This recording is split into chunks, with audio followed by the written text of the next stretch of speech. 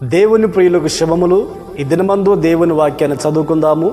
పేతురు రాసిన మొదటి పత్రిక 2వ అధ్యాయము 21వ వాక్యాన్ని చదువుకున్నప్పుడు, క్రీస్తు కూడా మీ కొరకు బాధపడి మీరు తన అడుగుజాడల యందు నడుచుకొనున్నట్లు మీకు మాదిరి ఉంచిపోయెను. ప్రియ దేవుని బిడ్డలారా, యేసు క్రీస్తుని వెంబడిస్తున్న మనము ఎవరిని మాదిరిగా తీసుకోవాలి?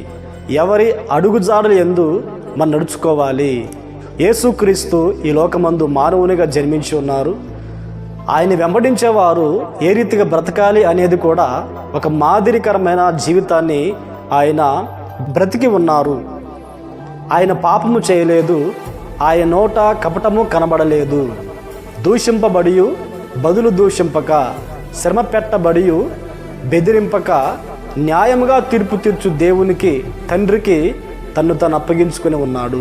ఈ మాటలు వింటున్న మనమందరం కూడా మనుషుల వలన కలుగుతున్న శ్రమలు, బాధలు, ఇబ్బందుల్లో ప్రతి దోషణ మనం చేయక, శ్రమ పెట్టినప్పుడు బెదిరించక, న్యాయముగా తీర్పు తీర్చు తండ్రికి అప్పగించుకొని క్రీస్తు ఉంచిన ఆ మాదిరికరమైన అడుగుజాడల్లో మనం నడిపించబడి పరలోక రాజ్యానికి మనం సిద్ధపడదుముగాక. ఆమేన్, ఆమేన్.